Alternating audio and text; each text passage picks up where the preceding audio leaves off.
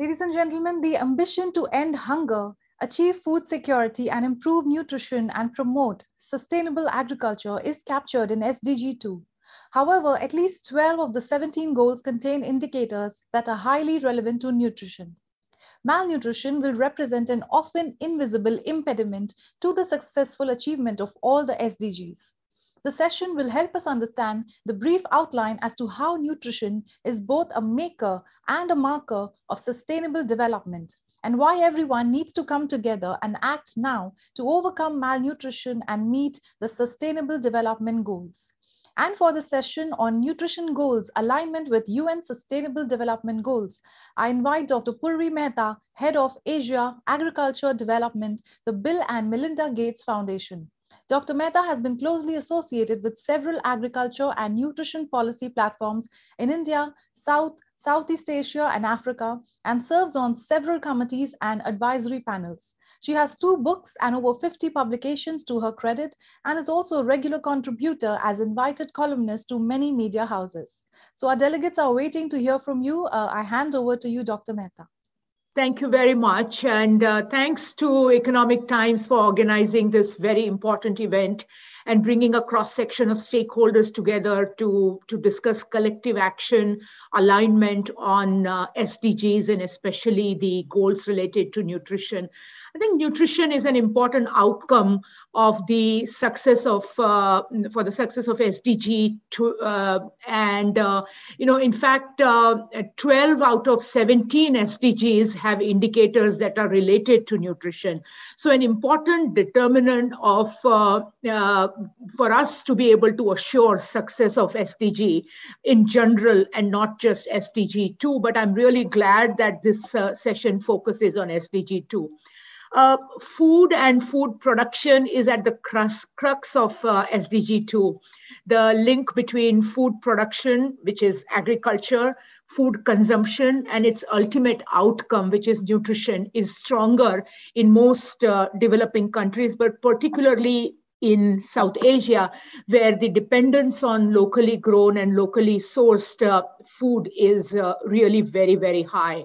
The recent Lancet report that many of us have seen suggests over 48% of the total caloric requirement in, say, for example, Indian diet across almost all wealth quintile come from 2 crops, rice and wheat, while only 6 to 8% comes from protein and sometimes even less than that from horticulture and dairy. And this imbalance, as we can imagine, is higher in lower income families, and our ability to reach out to lower income families will become a very, very important part of our ability to fulfill our commitments on SDGs. But all this indicates several things: people's ability to eat less diverse diet, people's ability to not be able to address nutrition levels at the household level indicates essentially 3 things. One is accessibility, second is affordability, and third is availability. Our ability to address the challenge of nutrition and thereby the SDG goals will depend upon these 3 key factors. And for all of these factors, agriculture or food production plays a very fundamental role. And, basically what we grow, how we grow, where we grow, and what we make available to our people determines our nutrition level. So let me give a few examples. What we grow, right? We are largely a food secure country. We are very proud of that. And the security comes largely from 2 crops, wheat and rice. So 2 points here. Within the rice-wheat system, how do we make them not just calorie sufficient, but also nutritionally compatible would be very important. So most commercial varieties today in both these crops focus mainly on yield or higher yield or productivity, which means basically quantity of production. Introducing and prioritizing nutrition as an important trait, selecting varieties that are not just have higher caloric value or have higher production performance, but also nutrition value. For example, rice with higher zinc and so forth will be very, very important. And so number one would be making staple crops like rice and wheat more nutritious. Also, I mentioned availability. If you see, generally, human gut only absorbs 7 to 7.5% of the iron and about 15 to 25% of the zinc that is available from the food grains, and rest of it does not get it. So the problem here is, there is very limited zinc and iron that we overall supply, and B, among that also only about 7 to 15% is what really gets absorbed and benefited. But at the same time, also putting thrust on diversification in agriculture system, diversified commodities which are beyond rice and wheat, such as legumes, vegetable, fruit, as intercrop or additional crop will play a very, very important role in creating that food system or the farming system that extends to a nutritious food system. And I really want to acknowledge the Indian Council for Agriculture Research for their recent program on fortifying some of the key varieties. I think there are about 37 crop varieties that they have prioritized for adding nutrition value to that. And that also reminds me that a lot of agriculture discussions that we do is very crop centric. Let's not forget livestock as well. So, we as a country, India has done very well in some of the livestock sector, especially dairy, as we know. But despite the per capita availability of milk in this country at around, I think about 337 grams per day, which is very good, the per capita consumption is very low, still at 185. So we are producing perhaps good amount of milk, but we are not really consuming that much. And again, that is even less. I think rural areas, the consumption per capita milk is about 146 grams, which is very low. So we are producing, but we are not consuming, and that has a lot of factors. That has a factors of affordability, that has a factor of the supply chain, value chain, food waste, food safety. So a lot of these, so agriculture and nutrition linkages does not end at higher agriculture production, but it needs that entire value chain approach. So I just wanted to, given that this audience is really a lot of thinkers and people who work on this in this field, I just wanted to re-emphasize a few points. Number one is looking at nutrition, not just from a food perspective or what food is being eaten, but also the source of food, the agriculture production system that includes diversified commodities, crop, livestock, aquaculture, and so forth.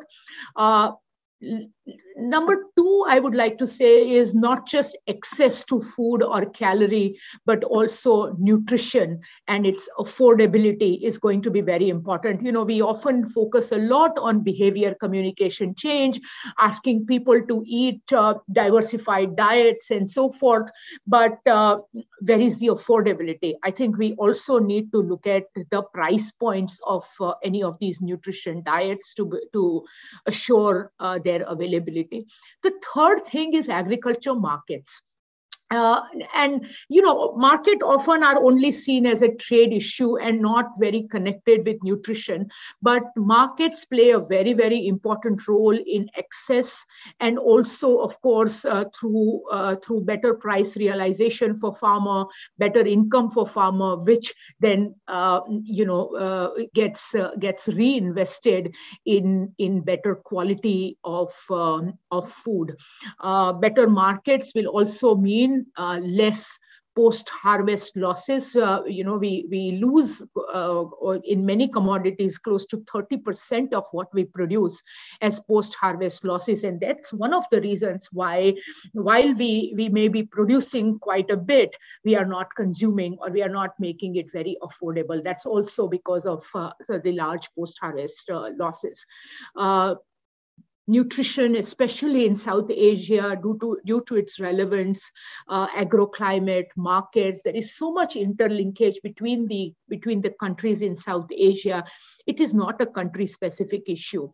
I think while we talk about SDGs also, we need to take a regional South-South collaborative approach and address this issue of nutrition.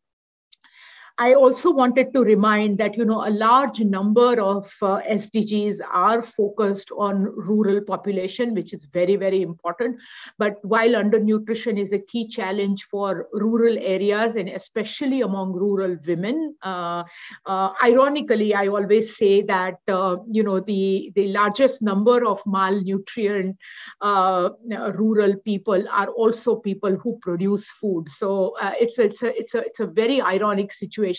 So yes, rural area, it is a very large challenge, but it is also surfacing very high in the urban areas. And as we know, nearly half of global population lives in urban areas, which is expected to grow at the rate of about 60 to 70% in the next 30 years. So I think our nutrition strategies will have to cover both urban, rural, and peri-urban areas as far. So I really want to think of it as right to nutrition and not just right to food. One of the key underlying aspect of SDGs is economic security at national and at household level. And of course, the recent report added community level also. Nutrition that often is seen as a health and social sector is also a very important economic factor. Several studies indicate how malnutrition contributes to overall national productivity and hence limiting economics. So we often discuss about impact of food production on nutrition, but we don't often discuss the impact of undernutrition on food production. When a large number of labor force are undernutrient and their productivity does get affected very, very significantly. So undernourishment and its health implication caused by undernourishment is also a key factor attributing to loss of workforce attendance and therefore national productivity. So I think also from a fiscal perspective, economic perspective, you are the Economic Times people. I think nutrition is not just a social health issue. It is also a very, very significant, non-trivial economic issue for the country. So our collective commitment to SDGs, and by collective, I mean cross-country, cross-sectoral, cross-discipline, will have to gear up further as last 2 years of pandemic has been regressive in our ability to achieve some of the SDG goals. I was just recently came across the State of Food Security report, which shows major setbacks in the shadow of the pandemic in the world. So estimated 720 million people have faced hunger in 2020, which was up by more than 100 million from the year before. So, in 2020, we had more hungry people in the world than what we had in 2019. So we have actually regressed. Again, one of the key reasons is the supply chain disruption around the world, which again has a link to agriculture. So at the end, I'd like to say our efforts towards achieving SDGs will have to be resized, and we'll need much higher degree of action. Also, in light of some of the newer challenges, for example, climate. 2 to 4 degrees temperature rise, which is expected in South Asia by 2015. It's 2050. It's a very large one, right? 1 degree rise in temperature, for example, reduces the rice production by 3%. It reduces wheat production by 6%, and it reduces maize production by almost 7%. So as the temperature rises, the food, our ability to produce food may decrease. Larger temperature also has major impact on food quality, the amount of protein that the plant can hold, and so forth. So some of these factors also will have to be factored in. So I think collective action in technology-led, innovation-driven, inclusive, and collectively steered approach are the only way to address these complex problems of malnutrition. Lastly, I would like to remind that it is complex but not impossible. So let us remain hopeful, and let us remain committed.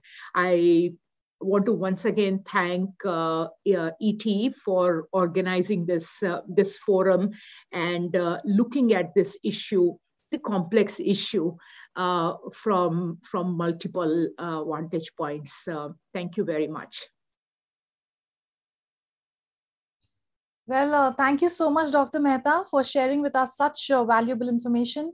Ladies and gentlemen, I'm sure you can see the Experience Zone tab located at the bottom of your screen. So do click on it and visit our partner booths.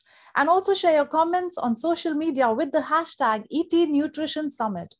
Coming up is our next session on digital food safety system. But before that, we have a very important partner video to show you with some very important message. So stay tuned and we'll be right back.